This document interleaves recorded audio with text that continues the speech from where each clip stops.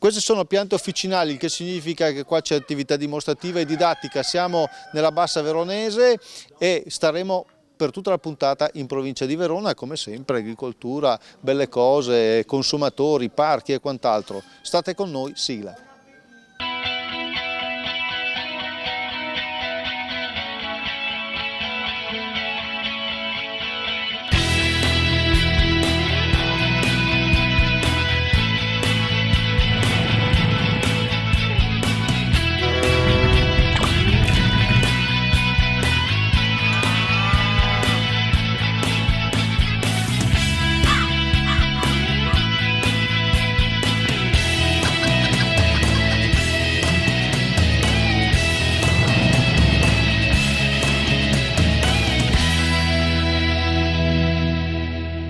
Abbiamo detto quindi di essere nella parte veronese, diciamo del sud, no? Sì. E quindi siamo a San Pietro di Morubio, in località Bonavicina, Esatto. dove c'è la vecchia fattoria, sembra dire Ia-Ia-O, Esatto. chiedo scusa ai telespettatori di questa battuta, e allora diciamo qual è la curiosità e la particolarità di questa azienda al femminile.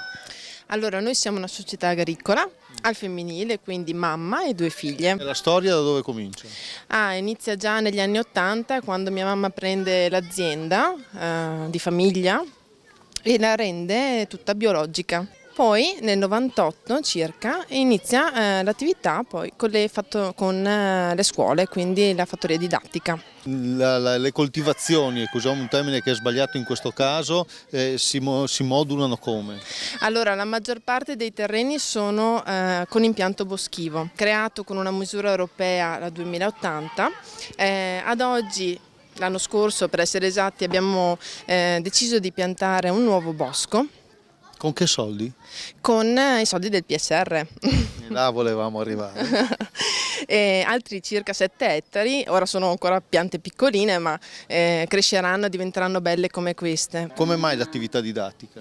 Allora, l'attività didattica è venuta naturalmente perché creando questo ambiente molto che vuole, come dire, portare avanti un'etica di cultura dell'ambiente e degli animali, è venuto naturale accogliere i bambini per insegnare queste cose. Questi sono i bambini facili, poi ci sono quelli più difficili. Ci sono quelli più difficili, sì. All'interno di questo doposcuola vengono inseriti attraverso vari canali, anche delle strutture sanitarie, bambini con difficoltà sociale o con disabilità di vario genere. Complimenti a tutta la famiglia Lovato. Adesso noi continueremo il nostro viaggio qui in provincia di Verona. Nel frattempo andiamo a parlare di consumatori ovviamente con le associazioni dei consumatori, quindi andiamo da Claudio De Stefani, prima però ovviamente l'agenda del PSR.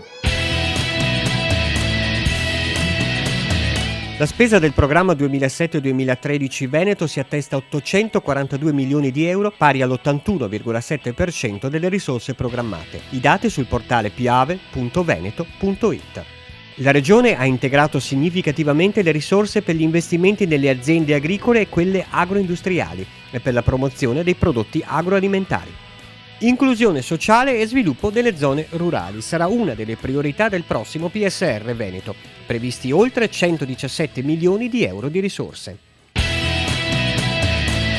Amiche e amici, eccoci giunti al consueto appuntamento all'interno della nostra trasmissione con lo spazio dedicato alla tutela dei consumatori. Giorgio Giacomini dell'Addoc ci ha richiamati a Verona per un problema che potrebbe riguardarvi, ma lui ha già la soluzione. Ben ritrovato. Grazie, buona giornata. Ecco, al riguardo, numerosi nostri associati ci segnalano dei problemi riguardo la produzione e la vendita di prodotti che non corrispondono a quelle che è la filosofia corretta ed equilibrata e igienica dei prodotti, soprattutto come in questo caso tessili o similari. Ecco perché ci piace segnalare questa azienda che risponde a quello che è la nostra aspettativa circa la possibilità di vendere e produrre prodotti che rispondono a questi principi filosofici.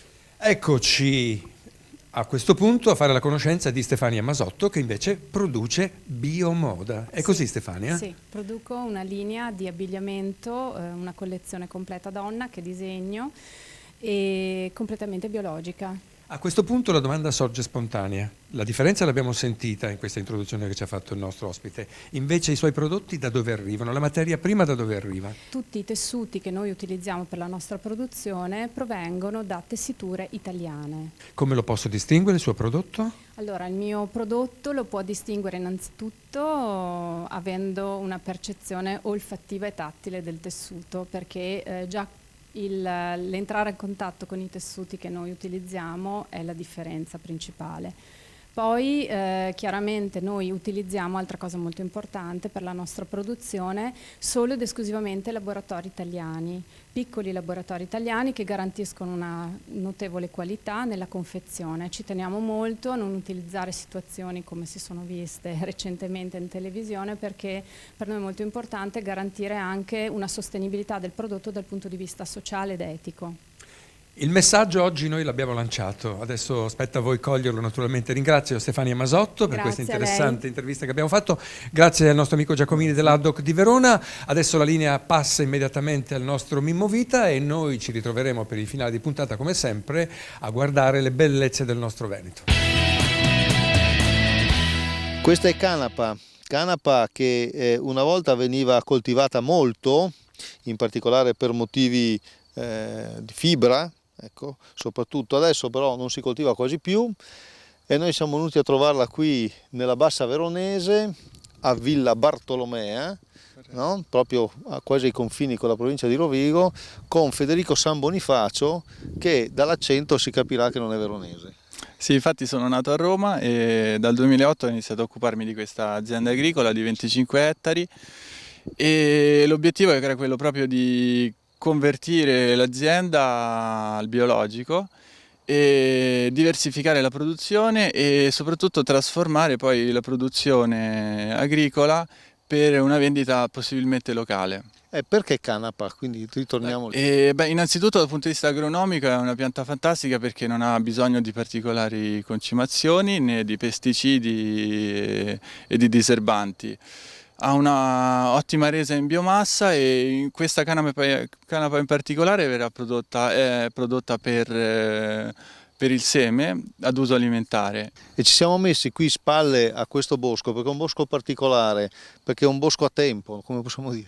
Sì, è un impianto policiclico a termine in cui sono stati piantati alberi a ciclo brevissimo, come il platano in particolare, e alberi a ciclo medio come il pioppo e invece a ciclo lungo in questo caso è stato piantato il noce e il tiglio. Quindi questo è un bosco che verrà tagliato, produce legna e il legno produce reddito. Esattamente, e nel frattempo il reddito è garantito in parte dai fondi europei per l'agricoltura, in particolare quelli agroambientali, che garantiscono sia per la realizzazione dell'impianto che per il mantenimento e il mancato reddito nei 15 anni successivi e un buon reddito, insomma. Grazie allora a Federico San Bonifacio e qui da Villa Bartolomea noi abbiamo terminato, ma continua la nostra trasmissione e adesso andiamo a Porto San Pancrazio, siamo sempre in provincia di Verona e vediamo che cosa ci presenta Claudio De Stefani. Aumentano le risorse di 150 milioni di euro. Per i nostri investimenti aziendali 800 milioni di euro. Per le start-up agricole dei giovani 150 milioni. Finalmente aumenta l'indennità per gli agricoltori di montagna. Agevolazioni economiche per agriturismi, fattorie didattiche e sociali. Più futuro!